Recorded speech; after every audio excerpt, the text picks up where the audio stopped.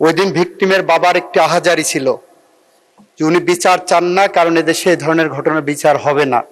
আমরা আনন্দের সাথে জানাচ্ছি যে আমরা রামিসা হত্যাকাণ্ডের সাথে জড়িত দুইজন আসামি, মূল আসামি সোহেল এবং তার সহযোগী তার স্ত্রী, তাকে আদালতের মাধ্যমে মৃত্যুদণ্ডের রায় পেয়েছি। আমি এখন মাননীয় আইনমন্ত্রীকে 300 বিধিতে একটি বিবৃতি রাখার জন্য অনুরোধ জানাচ্ছি। বিবৃতি প্রদান করুন। মাননীয় স্পিকার, আপনাকে ধন্যবাদ। মাননীয় স্পিকার, আপনার মাধ্যমে বাংলাদেশের সম্প্রতি ঘটে যাওয়া একটি অত্যন্ত হৃদয় বিদারক ঘটনার বিচার সম্পর্কে আপনার মাধ্যমে এই জাতীয় সংসদকে, এই মহান সংসদকে এবং গোটা জাতিকে আমরা অবহিত করতে চাই। মাননীয় স্পিকার, মাননীয় স্পিকার, গত 19শে মে ঢাকা শহরের পল্লবী এলাকায় একটি অত্যন্ত নৃশংস ঘটনা ঘটেছিল, আপনারা সবাই দেখেছেন। সে নৃশংস ঘটনায় 8 বছরের শিশু রামিসা ধর্ষণ এবং হত্যাকাণ্ডের শিকার হয়। এই ঘটনার 7 ঘন্টার মধ্যে আমাদের পুলিশ বাহিনী 2 জন মূল আসামিকে গ্রেপ্তার করতে সক্ষম হয়। সরকারের পক্ষ থেকে তাৎক্ষণিক পদক্ষেপ নেওয়া হয়। মাননীয় প্রধানমন্ত্রী নিজে, মাননীয় স্বরাষ্ট্রমন্ত্রী সহ, এবং সেখানে সেই টিমে আমিও ছিলাম, আমরা ভিকটিমের পরিবারের সাথে দেখা করি। ওই দিন ভিকটিমের বাবার একটি আহাজারি ছিল যে উনি বিচার চান না, কারণ এদেশে এই ধরনের ঘটনার বিচার হবে না। আমরা আশ্বস্ত করেছিলাম, মাননীয় প্রধানমন্ত্রী আশ্বস্ত করেছিলেন, এই ঘটনার আমরা বিচার করতে বদ্ধপরিকর।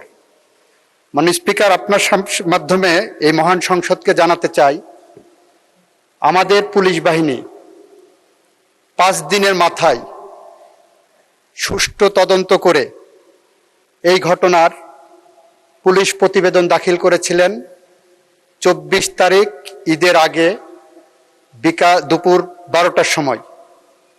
24 তারিখ দুপুর 4টের মধ্যে সেই চার্জশিট আমরা সিএমএম কোর্ট থেকে সংশ্লিষ্ট ট্রাইব্যুনালে নিয়ে যায়। মাননীয় স্পিকার, আমাদের সামনে একটা শঙ্কা ছিল, সেটা হলো বাংলাদেশের সমস্ত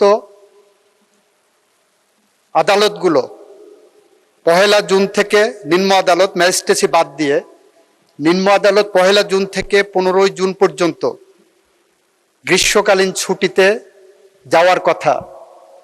আমাদের মাননীয় প্রধান বিচারপতিকে আমরা অনুরোধ করার পরে বাংলাদেশের সকল শিশুর প্রতি সহিংসতামূলক যে ট্রাইব্যুনালগুলো গঠন করা হয়েছে, আমরা গত সংসদে আইন পাশ করেছি, সেই ট্রাইব্যুনালগুলোকে আমরা ছুটির আওতা বহির্ভূত রাখতে সক্ষম হই।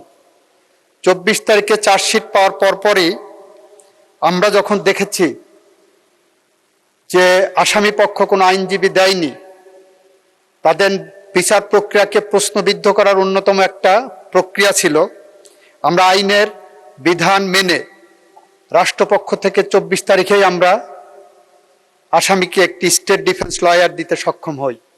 মাননীয় স্পিকার, 24 তারিখে ট্রাইব্যুনাল বসে 1 জুন, যেদিন প্রথম কোর্ট আদালত খুললেন রোজার ছুটির, ঈদের ছুটির পরে, 1 জুন চার্জ ফ্রেমিংয়ের জন্য রাখে। 1 জুন যথারীতি এই মামলার অভিযোগ গঠন করা হয়। 2 জুনে এই মামলার 16 জন সাক্ষীর সাক্ষ্য সমাপ্ত করা হয়, গ্রহণ করা হয়। 3 জুনে এই মামলায় আসামি পক্ষ কোনো সাক্ষী দিতে চান কিনা সেই ধরনের একটি দিন ধার্য রাখা হয়। 4 জুনে যুক্তিতর্কের জন্য উপস্থাপন দিন ধার্য করা হয়। 5 and 6 জুন শুক্র শনি থাকাতে 7 জুন আজকে ছিল, আজকে রায়ের জন্য দিন ধার্য ছিল এবং রায় যথারীতি ঘোষিত হয়েছে। আমরা রাষ্ট্রপক্ষ থেকে, প্রসিকিউশনের পক্ষ থেকে সমস্ত সাক্ষ্য সুবাদ উপস্থাপন পূর্বক যে রায় প্রত্যাশা করেছিলাম, যে রায় প্রস্তাব করেছিলাম, যে রায় আদালতের কাছে প্রার্থনা করেছিলাম, আদালত সমস্ত সাক্ষ্য প্রমাণ আলোচনা করে 41 ঘন্টা পর্যন্ত 41 মিনিট শুধুমাত্র তার পর্যালোচনা এবং আদেশের পাঠটা ঘোষণা করেছেন। এবং আমরা আনন্দের সাথে জানাচ্ছি যে আমরা রামিসা হত্যাকাণ্ডের সাথে জড়িত 2 জন আসামি, মূল আসামি সোহেল এবং তার সহযোগী তার স্ত্রী, তাকে আদালতের মাধ্যমে মৃত্যুদণ্ডের রায় পেয়েছি। মাননীয় স্পিকার, মাও সুতুং এর একটি ঐতিহাসিক উক্তি আছে, কোন কোন মৃত্যু থাই পাহাড়ের মতো ভারী, কোন কোন মৃত্যু পাখির পালকের মতো হালকা। মাননীয় স্পিকার, রামিসা হত্যাকাণ্ড আমাদের জীবনে থাই পাহাড়ের মতো ভারী হয়ে আছে। আর যদি এই ফাঁসির আসামিদেরকে আমরা ফাঁসি কার্যকরের মধ্য দিয়ে তাদের মৃত্যু ঘটাতে পারি, তাহলে সেটা আমাদের জাতির কাছে পাখির পালকের মতো হালকা হিসেবে আসবে বলে আমরা বিশ্বাস রাখি।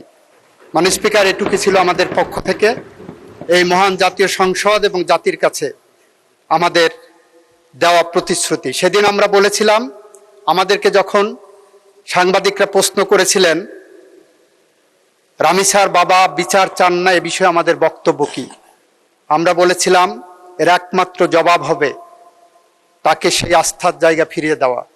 আজকে রামিসার বাবা বলেছেন এই বিচারে উনি সন্তুষ্ট, আমরা তার আস্থার জায়গা ফিরিয়ে দিতে পেরেছি। মাননীয় স্পিকার, আপনাকে ধন্যবাদ। ধন্যবাদ মাননীয় মন্ত্রী। মাননীয় সদস্যবৃন্দ, মাননীয় আইনমন্ত্রী, 300 বিধি হলো শর্ট স্ক্রিপ্ট। রামিসার বাবা কি বললো আপনি আপনার বক্তব্য বলবেন, দ্যাটস অল।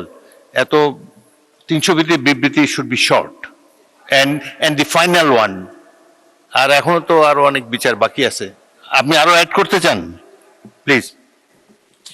রামিসা সহ সম্প্রতি যে সমস্ত ঘটনা ঘটেছে, আমাদের সরকারের পক্ষ থেকে বিশেষ তদারকির মাধ্যমে আমরা তদন্ত এবং বিচার প্রক্রিয়া দ্রুত সম্পন্ন করার জন্য যা যা পদক্ষেপ নেওয়া দরকার আমরা নিয়েছি এবং সেই গতিতে আগাচ্ছে। আপনাকে ধন্যবাদ।